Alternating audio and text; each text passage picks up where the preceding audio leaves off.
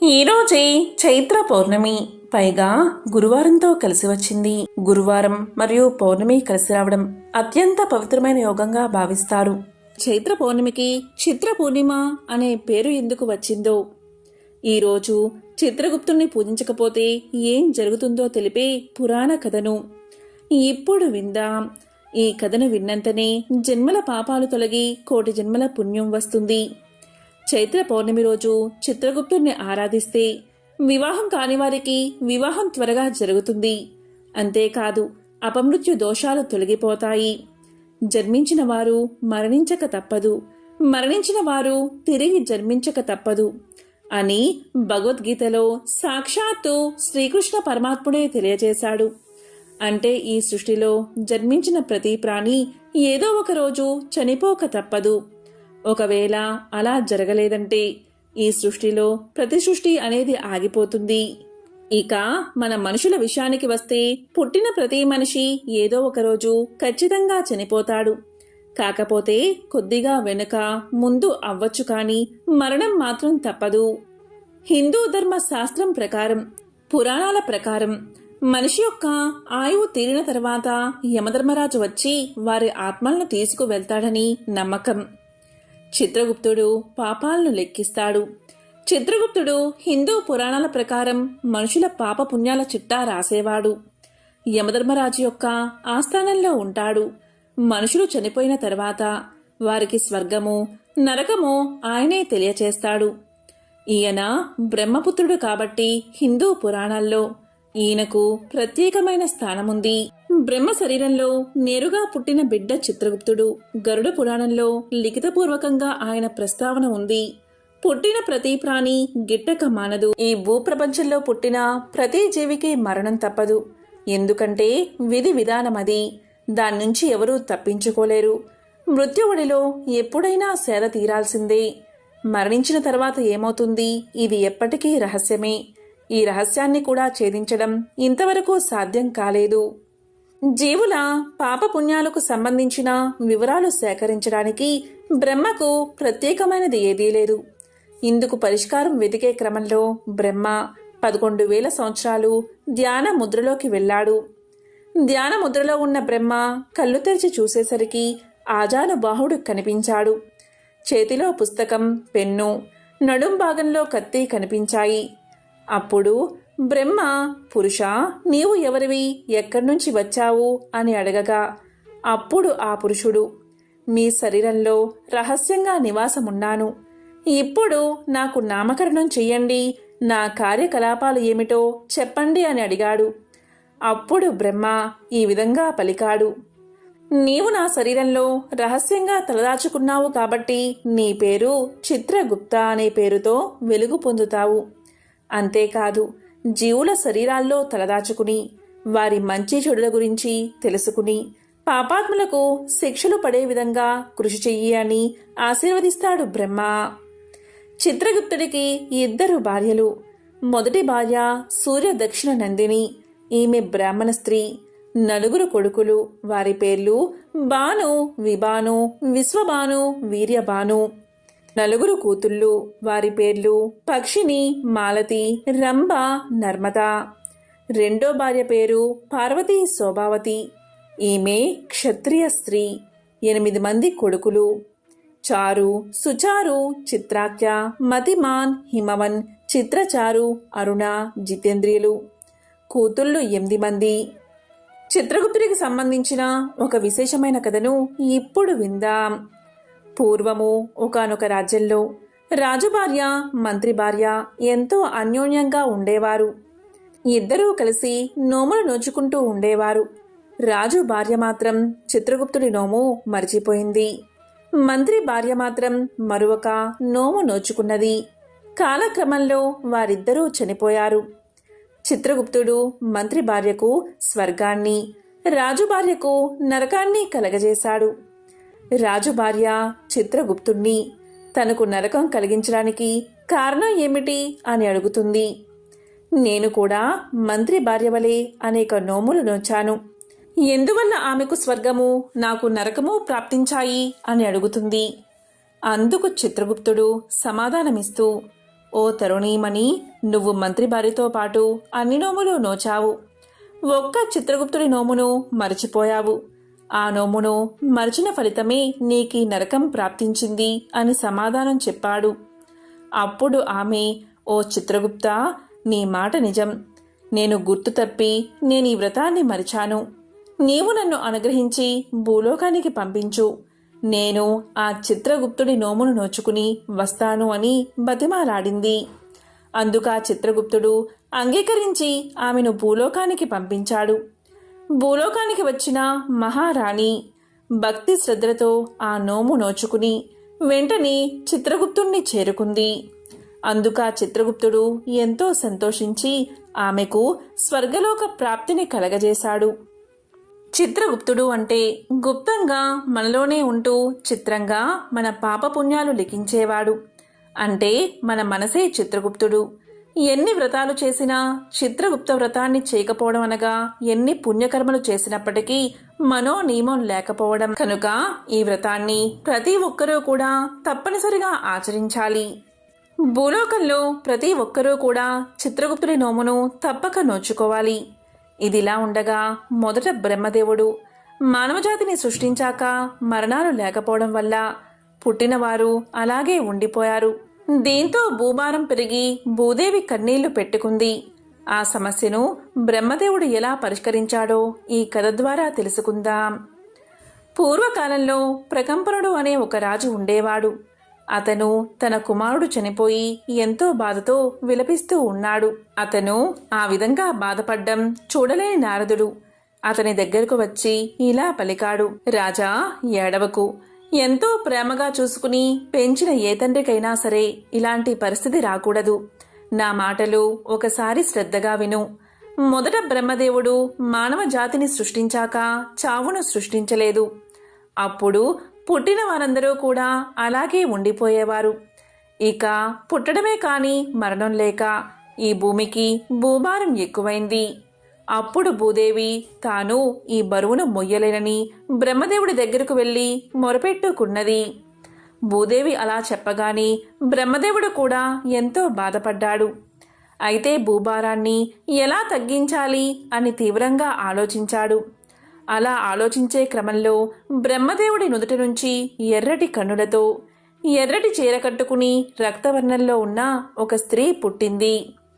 ఆమె మృత్యుదేవత. ఆమెను చూసిన బ్రహ్మ ఇలా పలికాడు. ఓ మృత్యుదేవత, ఇప్పటి వరకు భూమి మీద ప్రాణాలు పోయడమే కాని ప్రాణం తీయలేదు. నేను ప్రాణం ఎలా తీయాలి అన్న ఆలోచన ద్వారా నీవు పుట్టావు కాబట్టి తన మన అన్న పక్షపాతం లేకుండా ఒక పద్ధతి ప్రకారం ఈ భూమి మీద మానవ జాతిని మరియు సకల చరాచర జీవులను సంహరిస్తూ ఉండు అని ఆజ్ఞాపించాడు. దానికి ఆమె ఇలా పలికింది. ఓ బ్రహ్మదేవా, నేను స్త్రీని. కారణం లేకుండా అకారణంగా ఏ ప్రాణిని చంపలేను అని ఘోరన ఏడ్చింది. అలా ఆమె ఏడుస్తున్నప్పుడు వచ్చిన కన్నీటిని బ్రహ్మదేవుడు తన దోసిట్లో పట్టుకున్నాడు. ఓ మృత్యుదేవత, నేను నిన్ను కేవలం సంహారానికి మాత్రమే సృష్టించాను. కాబట్టి ఏమీ ఆలోచించకుండా సంహార క్రియను మొదలుపెట్టు అని ఆజ్ఞాపించాడు బ్రహ్మదేవుడు. బ్రహ్మ అలా చెప్పినా కూడా మృత్యుదేవత అక్కడ్నుంచి కదల్లేదు. అప్పుడు బ్రహ్మదేవుడు ఇలా పలికాడు. ఓ మృత్యుదేవత, నీవు నా ఆజ్ఞను అనుసరించి చేస్తున్నావు కాబట్టి ఇది అధర్మం కాదు. నీకు కీర్తి ప్రతిష్టలు కలిగేలాగా నేను మరియు మహాశివుడు వరాన్ని ఇస్తాము. నేను చెప్పిన పని చేస్తే నీకు అధర్మం అంటదు. 4 విధాలైన భూతకోటిని సంహరించు అని అన్నాడు. దానికి మృత్యుదేవత ఇలా పలికింది. ఓ బ్రహ్మదేవా, నేను నీవు చెప్పినట్లే చేస్తాను. అయితే నాది ఒక విన్నపం. వారిని నాకే నేను వధించను. వారి సమయం ముగిసిపోయిన తర్వాత, అంటే ప్రాణి యొక్క సమయం ముగిసిపోయిన తర్వాత వారంతట వారే నా కంట పడేలాగా చూడు. అప్పుడు మాత్రమే నేను నా విధిని క్రమంగా నెరవేర్చగలుగుతాను అని కోరుకుంటుంది. దానికి బ్రహ్మదేవుడు సరే అంటాడు. అంతేకాదు, నీవు ఇందాక బోరున ఏడ్చినప్పుడు నీ కన్నీటిని నా దోసిట్లో పట్టుకున్నాను. ఆ కన్నీటి బిందువులు ఒక్కొక్కటి ఒక్కో వ్యాధిగా ప్రజల్ని భూతకోటిని పీడిస్తాయి. వారు ఆ వ్యాధుల కారణంగా లేదా వారిలో వారికి పుట్టిన అసూయ వల్ల ఒకరంటే ఒకరికి గిట్టక ఒకరితో ఒకరు పోరాటం చేసుకుని మరణిస్తారు. అంతేకాదు వింత వింత వాహనాలు పుట్టుకొచ్చి మానవులను సంహరిస్తాయి, అంటే ప్రాణాలు తీస్తాయి. భూమి మీద ఎవరైనా మరణించారు అంటే దానికి కారణం మానవులకు తెలుస్తుంది. వివిధ కారణాల వల్ల వారు చనిపోతారు కాబట్టి ఎవరూ నిన్ను నిందించరు. కాబట్టి నీవు నిర్భయంగా నీ ధర్మాన్ని నెరవేర్చు అని బ్రహ్మదేవుడు మృత్యుదేవతతో పలికాడు. దాంతో మృత్యుదేవత సంహార క్రియకు అంగీకరించి సంహారాన్ని చేస్తూ తన విధిని తనామనా అని తేడా లేకుండా చేయసాగింది.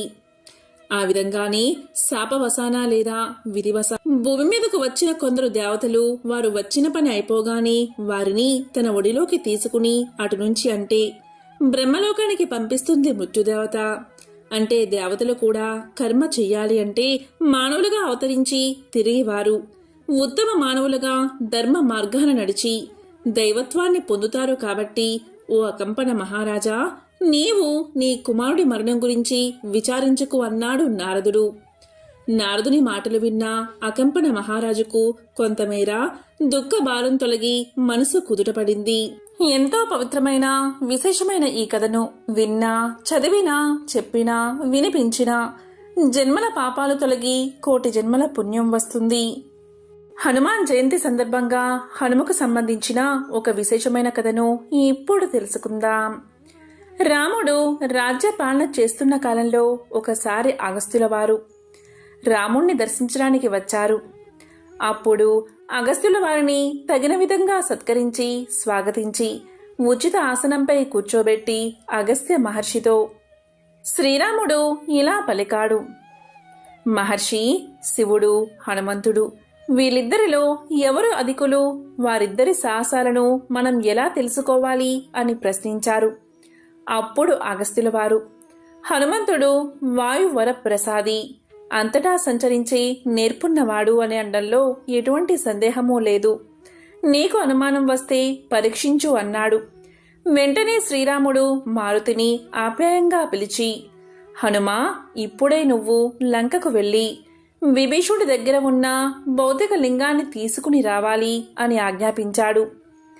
రాముడి ఆజ్ఞకు హనుమంతుడు రాముడికి నమస్కారం చేసి తండ్రైన వాయుదేవుడికి వందనం చేసి రివ్వుల గాలిలోకి ఎగిరి దక్షిణ సముద్రాన్ని అవలీలగా దాటి లంకలోకి ప్రవేశించాడు.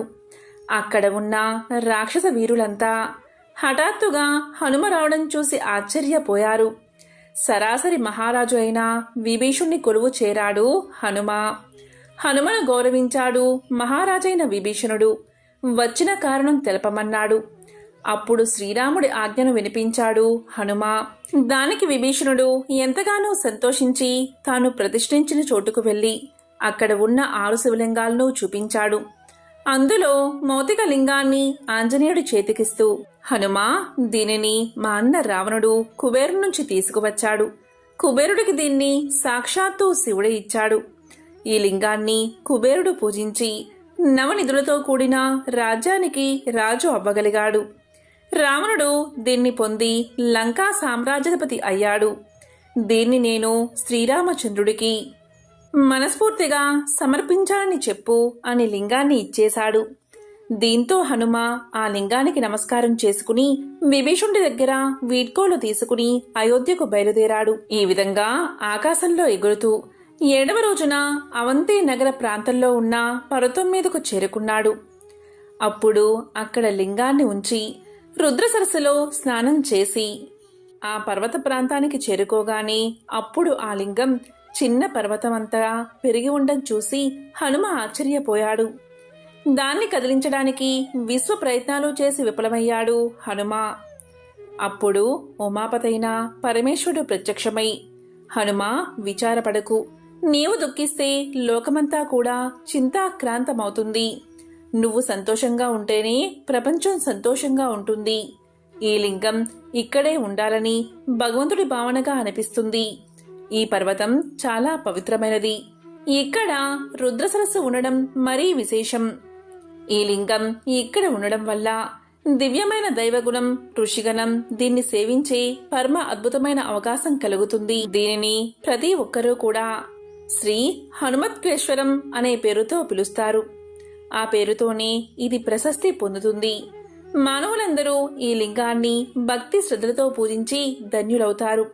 ఇక్కడ జరిగిన విషయాలన్నీ కూడా శ్రీరామచంద్రుడికి నా మాటగా చెప్పు, ఆయన దాన్ని అర్థం చేసుకోగలడు అని దీవించి పంపాడు శివుడు. హనుమ అదేవిధంగా అయోధ్యకు చేరి శ్రీరాముడికి అన్నీ సవివరంగా వివరించాడు. శ్రీరాముడు, అగస్త్యుడు మొదలైన వారంతా హనుమను ఆశీర్వదించారు. ఎంతో పవిత్రమైన విశేషమైన ఈ కథను విన్నా, చదివినా, చెప్పినా, వినిపించినా జన్మల పాపాలు తొలగి కోటి జన్మల పుణ్యం వస్తుంది. ఆంజనేయ స్వామిని పూజించడం ద్వారా మనలో ఉన్న భయాలొందళ్ళు తొలగిపోయి ఎంతో ధైర్య సాహసాలతో ఉంటాం. అయితే ఆంజనేయ స్వామి గుడికి వెళ్ళినప్పుడు మనకు సింధూరాన్ని ఇస్తారు.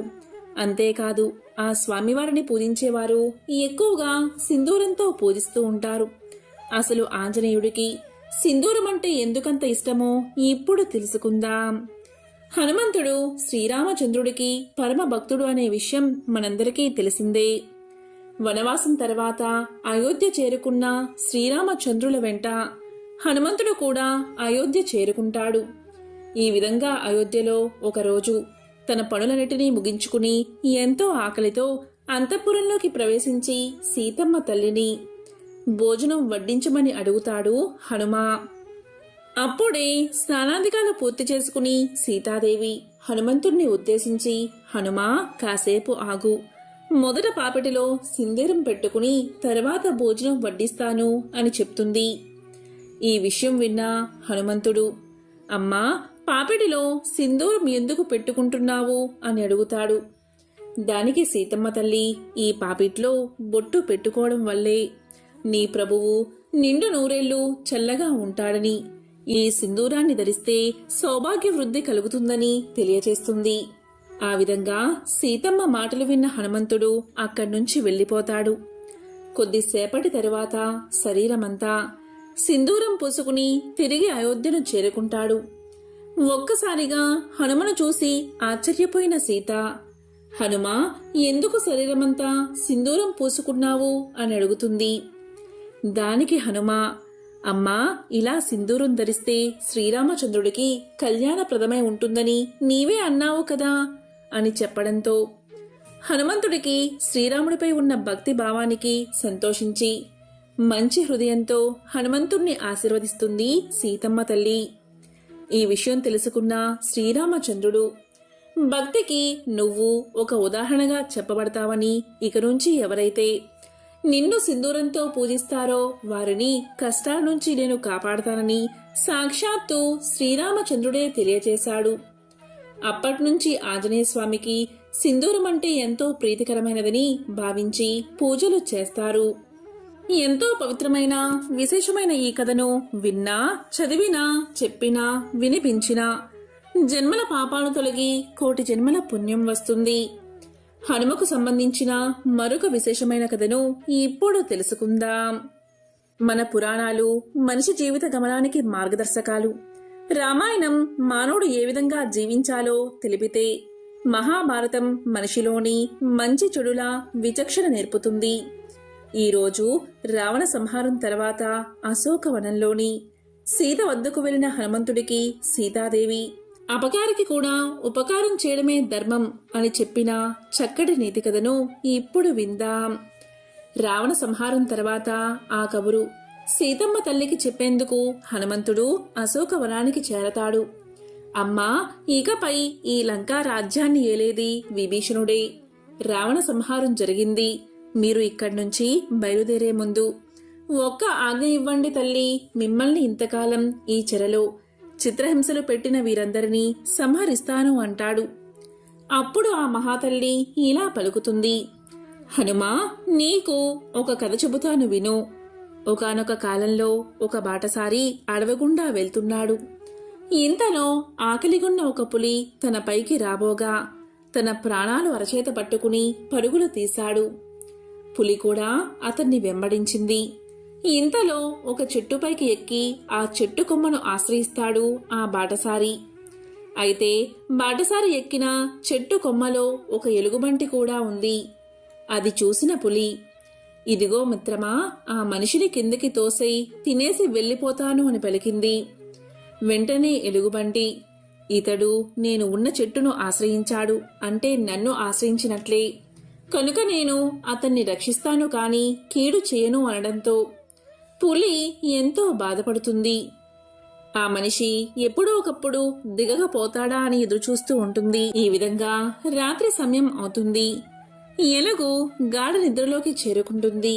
కాని మనిషికి ప్రాణభయం ఒకటి ఉంది కాబట్టి చూసి చూడనట్లు కిందనున్న పులివైపు చూస్తూ ఉంటాడు.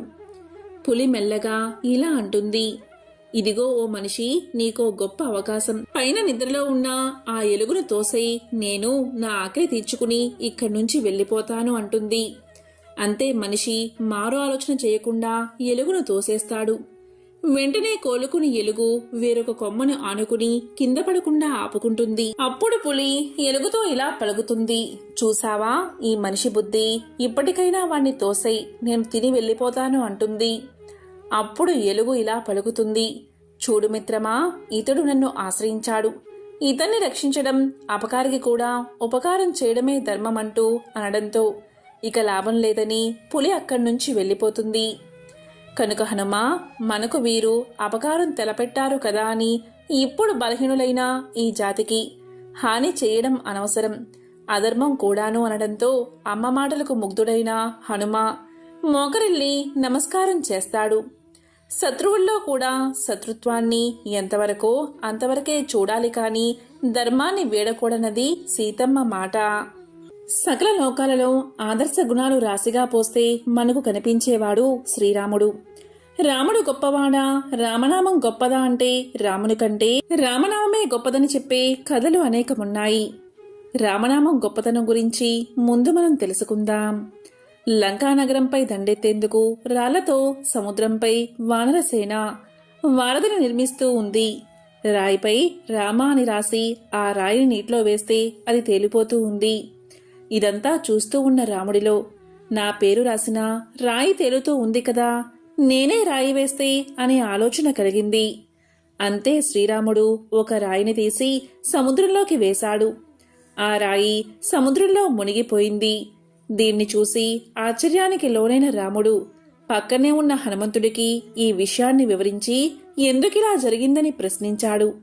అందుకు హనుమ, రామ అనే నామం రాసి ఉన్న రాళ్లే పైకి తేలతాయి, మీరు వేసిన రాయిపైన రామనామం రాయలేదు కదా, అందుకే మునిగిపోయింది అని సమాధానం చెప్పాడు. అంటే రాముడి కంటే కూడా రామనామమే మహాశక్తివంతమైనదన్నమాట. రావణాసుర సంహారానంతరం అయోధ్య నగరం చేరుకుని శ్రీరాముడు పట్టాభిషేకం చేసుకుని రాజ్యపాలన చేపట్టాక అయోధ్య నగరంలో రామసభ కొలువుతీరి ఉన్న సమయంలో ఒకరోజు విశ్వామిత్ర మహర్షి సభకు వీచ్చేశాడు. మహర్షిని చూస్తూనే రాముడితో సహా సభలోని అందరూ లేచి నిలబడి మహర్షికి నమస్కారం చేశారు. కాని ఆంజనేయుడు రామనామ జపంలో మునిగి ఉండడం వల్ల విశ్వామిత్రుడి రాకను గమనించక నిలబడలేదు, నమస్కారం చేయలేదు. దీన్ని ధిక్కారంగా భావించిన విశ్వామిత్రుడు కోపంతో, రామా, నీ సేవకుడు నన్ను అవమానించాడు, నీవు అతన్ని శిక్షించు అని ఆదేశించాడు. విశ్వామిత్రుడి మాటను జవదాటలేని శ్రీరాముడు హనుమంతుణ్ణి శిక్షించేందుకు సిద్ధమయ్యాడు. ఈ విషయం తెలిసిన హనుమంతుడు నారద మహర్షి సలహా మేరకు రామనామాన్ని జపించడం ప్రారంభించాడు. ఈ విషయంలోనే విశ్వామిత్రుడి ఆజ్ఞ మేరకు శ్రీరాముడు హనుమంతుడిపై బాణాల వర్షం కురిపించసాగాడు. రామనామ జపంలో నిమగ్నమైన ఆంజనేయుణ్ణి రామబాణాలు ఏమీ చేయలేకపోయాయి. అలసిపోయిన శ్రీరాముడికి పట్టుదల అధికం కాగా చివరకు బ్రహ్మాస్త్రాన్ని ప్రయోగించేందుకు సిద్ధమయ్యాడు. ఇంతలో నారద మహర్షి అక్కడకు చేరుకుని, మహర్షి, హనుమంతుడు నీ రాకను రామనామ జపం వల్ల గమనించక నమస్కరించినంత మాత్రమున మీరు మరణదండన విధించడమా? రామనామ జపం హనుమంతుణ్ణి రామ బాణాల నుంచి రక్షిస్తూ ఉంది. ఇప్పటికైనా మీ ఆవేశాన్ని కోపాన్ని తగ్గించుకుని ఆజ్ఞను ఉపసంహరించండి అని విశ్వామిత్రుడితో పలికాడు. ఈ మాటలు విని విశ్వామిత్రుడు బ్రహ్మాస్త్ర ప్రయోగాన్ని నిలుపుదల చేయించి హనుమంతుడి రామభక్తిని మెచ్చుకున్నాడు. దీన్ని బట్టి రామబాణం కంటే కూడా రామనామం గొప్పదని సృష్టమవుతూ ఉంది. కలో కపి వినాయకో అంటారు. అంటే కలికాలంలో హనుమంతుడు వినాయకుడు సులభ సాధ్యులని అర్థం. హనుమంతుడు సకల భయాలను దూరం చేసి బలాన్ని ధైర్యాన్ని ప్రసాదిస్తాడు. శ్రీరామనామం ఎక్కడైతే వినిపిస్తుందో ఆ చోట హనుమంతుడు బాష్పలోచనుడై ముకులిత హస్తాలతో ఉంటాడట. చైత్రమాసంలో పౌర్ణమి నాడు కొన్ని ప్రాంతాల్లో హనుమత్ జయంతిని నిర్వహిస్తారు. హైందవులకు పరమ పూజనీయుడు హనుమంతుడు కలియుగం ఉన్నంత వరకు చిరంజీవిగా నిలుస్తూ భక్తుల కష్టాలను తీరుస్తూ ఉంటాడని నమ్మకం. అదేవిధంగా హనుమ బ్రహ్మచారి అని అందరికీ తెలుసు. ఆయన అసలు పెళ్లి చేసుకోలేదని జీవితాంతం బ్రహ్మచారిగానే ఉన్నాడని కొందరు భావిస్తారు. కానీ నిజానికి హనుమకు పెళ్లి జరిగింది. ఆయన భార్య పేరు సువర్చల. ఒకప్పుడు సూర్యదేవుడు విశ్వకర్మ కుమార్తె అయిన సంధ్యాదేవిని పెళ్లి చేసుకుంటాడు. అయితే సంధ్యాదేవికి సూర్యుడి తాపం తట్టుకునే శక్తి ఉండదు. దీంతో సంధ్యాదేవి కిన్నురాలై తన తల్లికి తన కష్టాన్ని చెప్పుకుంటుంది. కూతురి సమస్యను అర్థం చేసుకున్న తల్లి తన భర్తైన విశ్వకర్మకు సంగతిని విశదీకరిస్తుంది. దీంతో విశ్వకర్మ సూర్యుడి ప్రకాశాన్ని కొంత తీసివేస్తాడు. సూర్యుడి నుంచి బయటపడ్డ ఆ ప్రకాశం సుందరమైన కన్యగా మారుతుంది. ఆమె రూపలావణ్యాలు చూసి దేవతలే భ్రాంతి చెందుతారు. సంగతేమిటో తెలుసుకోవాలని ఇంద్రుడు బ్రహ్మదేవుని వద్దకు వెళ్లి ఆ కన్య ఎవరు అని అడుగుతాడు.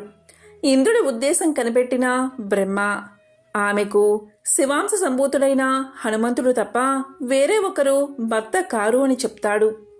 బాల హనుమంతుడు తల్లి అంజనాదేవి దగ్గర అల్లారు ముద్దుగా పెరిగి ఆమె అనుజ్ఞ మేరకు సూర్యుడి దగ్గర విద్యాభ్యాసం చేస్తాడు. హనుమంతుడు సూర్య భగవానుణ్ణి గురువుగా చేసుకుని ఆయన వద్ద అనేక విద్యలను అభ్యసిస్తాడు. అయితే నవ వ్యాకరణాలు అనే విద్యను మాత్రం నేర్చుకోలేకపోతాడు. ఎందుకంటే ఆ విద్య నేర్చుకోవాలి అంటే ఖచ్చితంగా వివాహం అయి ఉండాల్సిందే. దీంతో హనుమంతుడు ఏం చెయ్యాలో తెలియక అలా ఉండిపోతాడు. ఇది గమనించిన సూర్యుడు తన కుమార్తె అయిన సువర్చలను పెళ్లి చేసుకోమని హనుమంతుణ్ణి కోరతాడు. అయితే బ్రహ్మచారిగా ఉండాలి అనుకున్న తన కోరికకు అది ఆటంకం కలిగిస్తుందని పెళ్లి చేసుకోను అంటాడు హనుమ. కానీ సూర్యుడు గురుదక్షిణగా అయినా సరే సువర్చలను పెళ్లి చేసుకోమంటాడు. అందుకు కూడా హనుమాన్ అంగీకరించడు.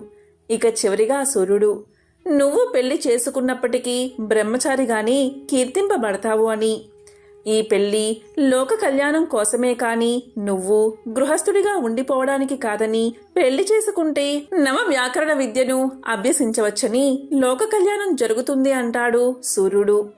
దీంతో హనుమ పెళ్లికి ఒప్పుకుంటాడు. పెళ్లి కాగానే సువర్చల మారు మాట్లాడకుండా తపస్సుకు వెళ్ళిపోతుంది. ఆ తర్వాత సువర్చలాదేవి కనిపించదు. కేవలం తన జన్మ దేనికో ఆమె అర్థం చేసుకుని వివాహం జరిగిన మరుక్షణమే తపస్సులోకి వెళ్లడం మామూలు విషయం కాదు.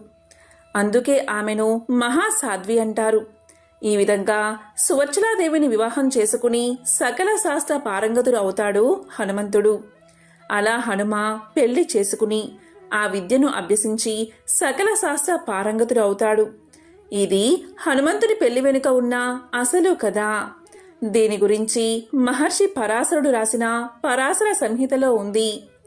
హనుమంతుడు ఆయన భార్య అయిన సువర్చలాదేవితో విగ్రహ రూపంలో కొలువై ఉన్న ఆలయాలు అనేకం ఉన్నాయి. ఇక హనుమంతుడి వివాహానికి సంబంధించిన మరొక కథను ఇప్పుడు తెలుసుకుందాం.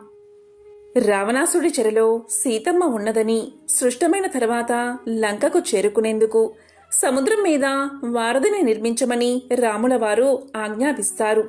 రాములవారి ఆజ్ఞ మేరకు వానరులంతా సముద్రం మీద రాళ్లను వేస్తూ ఉంటారు. అంటే వారధిని నిర్మిస్తూ ఉంటారు. కానీ అదేం విచిత్రమో, రాత్రి వేసిన రాళ్లు పొద్దుటికల్లా కనిపించకుండా పోతూ ఉంటాయి. దీంతో ఈ విషయాన్ని హనుమంతుడికి విన్నవిస్తారు వానరులంతా. రాళ్ళు మాయమవడం వెనుక ఉన్న రహస్యాన్ని కనుగొనేందుకు హనుమంతుల వారు బయలుదేరతారు. సముద్రంలో ఈదుతూ 4 దిశగా పరిశీలిస్తున్న హనుమంతుడికి ఒక మత్స్యకన్యల గుంపు కనిపిస్తుంది. వారందరి చేత రాళ్లను తీయించి వేస్తున్న ఒక నాయకురాలు కనబడుతుంది. బంగారు వర్ణంలో మెరిసిపోతున్న ఆ మత్స్యకన్యను వెంబడించేందుకు వాయుపుత్రుడు చేసిన ప్రయత్నాలన్నీ కూడా వృధా అయిపోతాయి. కానీ నిదానంగా ఆ మత్స్యకన్య హనుమంతుడిని చూసి మోహిస్తుంది. తానే హనుమంతుడి దగ్గరకు చేరుకుంటుంది.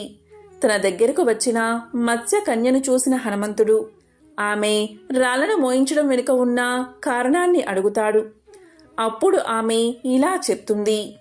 తాను రావణాసుడి కుమార్తెనని, రావణాసుడి ఆజ్ఞ మేరకు ఇలా వారధిని నిర్మించే ప్రయత్నాన్ని అడ్డుకొస్తున్నానని తెలియజేస్తుంది.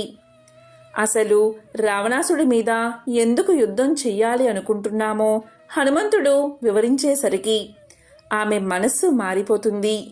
సీతమ్మ తల్లిని రక్షించేందుకు జరుగుతున్న ప్రయత్నాలను ఇక మీదట అడ్డుకోనని చెప్తుంది ఆమె. హనుమంతుడి తేజస్సుతో ఆమె ఒక బిడ్డకు జన్మనిస్తుంది. హనుమంతుడి అనుగ్రహానికి పాత్రురాలైన సువర్ణ మత్స్య అదృష్టానికి ప్రతీకగా భావిస్తారు చైనాలో. లాఫింగ్ బుద్ధా ప్రతిమలను ఎలాగైతే ఉంచుకుంటారో అదేవిధంగా థాయిలాండ్లో సువర్ణ మత్స్యకన్య వారి సంస్కృతిలోనూ కళల్లోనూ భాగంగా నిలిచిపోయింది. హనుమంతుడి భార్య గురించి ఇంకా చాలా కథలు ప్రచారంలో ఉన్నాయి. జైనుల కథల ప్రకారం హనుమంతుడికి 100 మందికి పైగా భార్యలు ఉన్నారు. వారిలో రావణాసుడు చెల్లెలు కూడా ఒకటి. హనుమంతుడికి సువర్ణ మత్స్యకన్యతో వివాహం జరిగిందని, వారికి మకరధ్వజుడు అనే కొడుకు పుట్టాడని కూడా నమ్ముతారు. కానీ భారతీయుల నమ్మకం ప్రకారం సువర్చలాదేవి మాత్రమే హనుమంతుడి ధర్మపత్ని. అది కూడా కేవలం లోక కళ్యాణం కోసమే. ఇలా హనుమంతుని పెళ్లి గురించి ఎన్నో రకాల కథలు ప్రచారంలో ఉన్నా ఆయన బ్రహ్మచర్యానికి ఉన్న బలం ఈ కథలకు ఏమాత్రం కనిపించదు.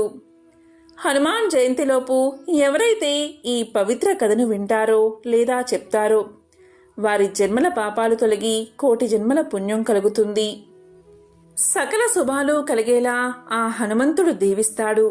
హనుమాన్ జయంతి సందర్భంగా హనుమంతుడి జన్మం వెనుక ఉన్న పురాణ కథను ఇప్పుడు తెలుసుకుందాం.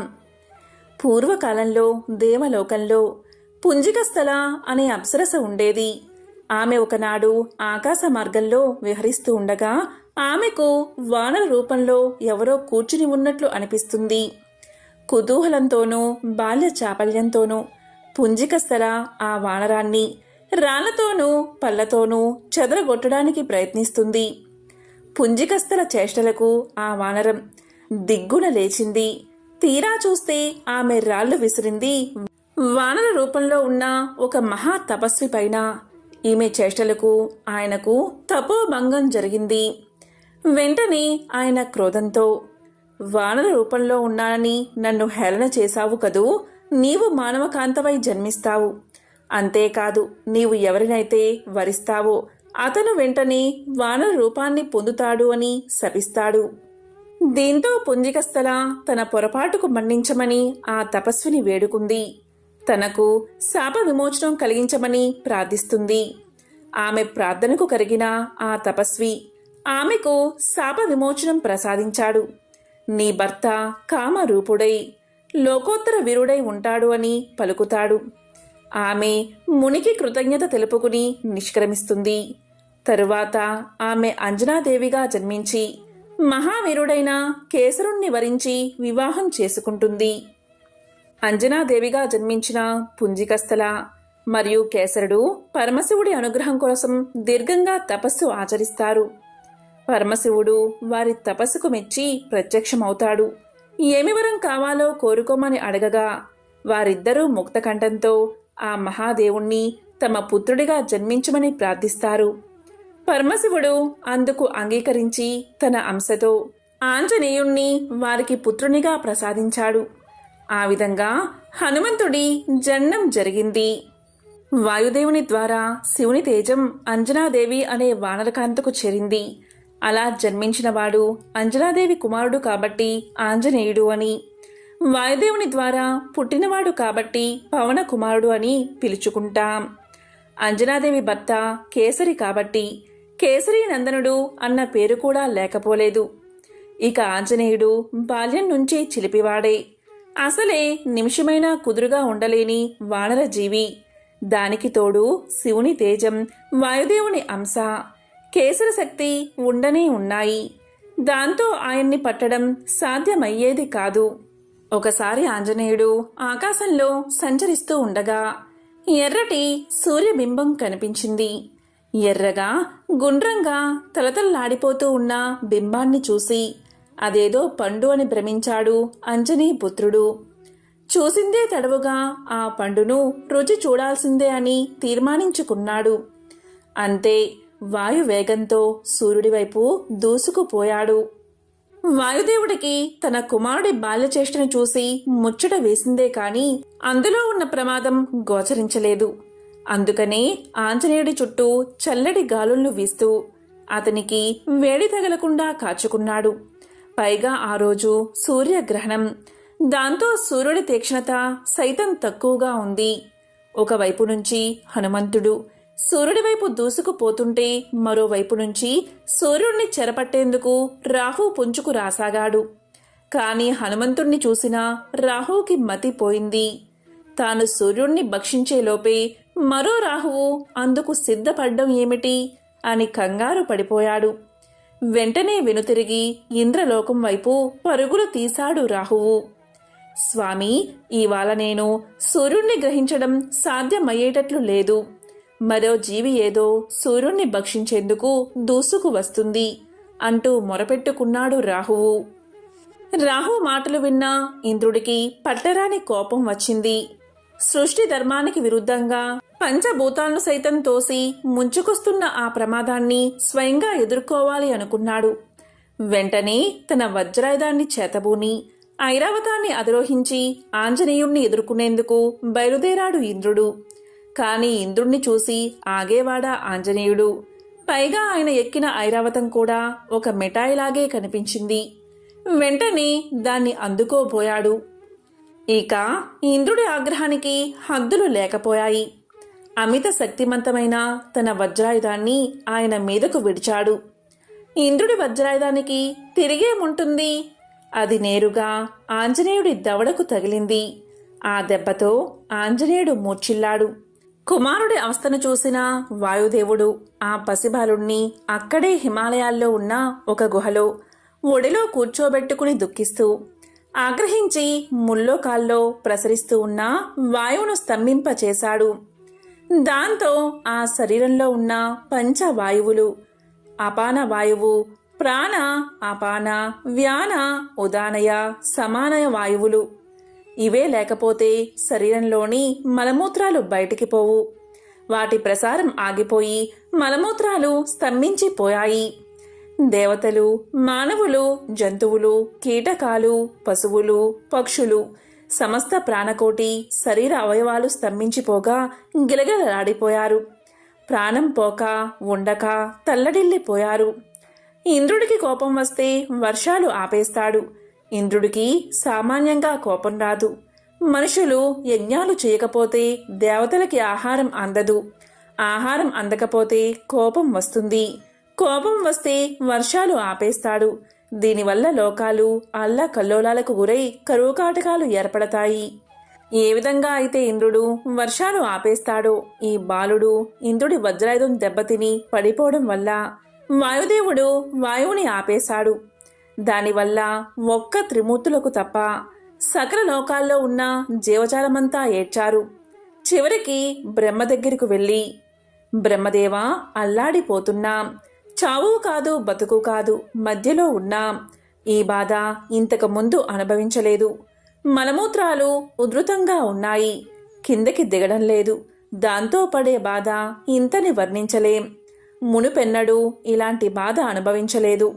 ఋషులతో పాటు దేవతలందరూ రక్షించండి అని మొరపెట్టుకోగా బ్రహ్మదేవుడు ఇలా పలికాడు.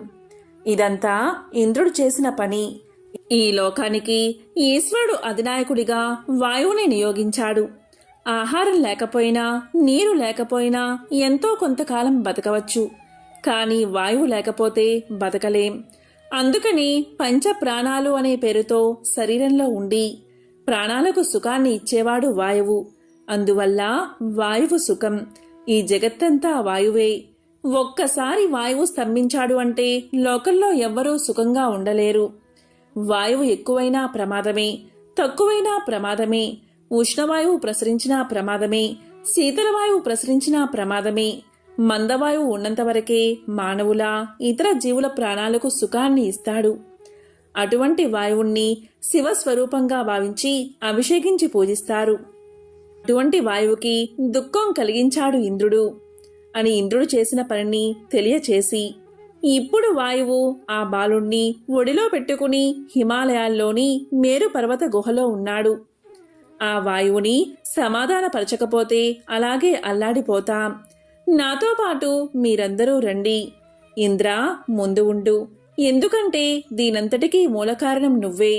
పదండి, వాయువుకి మనందరం కలిసి ఆనందం కలిగిద్దాం అని అందరినీ వెంటబెట్టుకుని హిమాలయ మధ్యలో ఉన్న మేరు పర్వత గుహ దగ్గరికి చేరాడు బ్రహ్మ.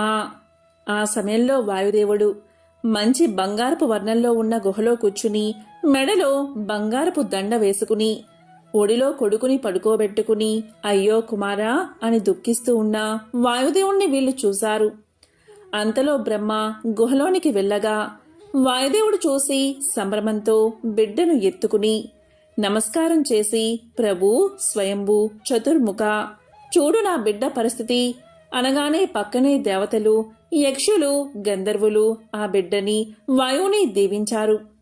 అప్పుడు బ్రహ్మ, నాయనా, నీ కుమారుడు మూర్ఛపోయాడని లోకాలన్నిటినీ మూర్ఛపోయేలా చేస్తున్నావు. అవునా నాయనా అనే వాయువు చేతిలో మూర్ఛితుడై ఉన్న బిడ్డను ప్రేమగా నిమిరాడు బ్రహ్మ. ఇక ఆంజనేయుడు ఆ ఉపద్రవం నుంచి తేరుకోగానే అతనికి ఆశీర్వాద సూచకంగా దేవతలంతా తలా ఒక వరాన్ని అందించారు. ఇకపై తన వల్ల మృత్యువు సంభవించదని యముడు ఆశీర్వదించాడు కాబట్టి ఆంజనేయుడు చిరంజీవిగా మారాడు. ఇంద్రుడు ఇకపై తన వజ్రాయుధం హనుమంతుణ్ణి గాయపరచదు అన్న అభయాన్ని అందించాడు. అలాగే బ్రహ్మ కూడా తన బ్రహ్మాస్త్రం ఆంజనేయుణ్ణి ఏమీ చేయలేదని వరాన్ని అందించాడు. అలా ఆంజనేయుడి సూర్యగ్రహణ ఘట్టం సుఖాంతమైనది.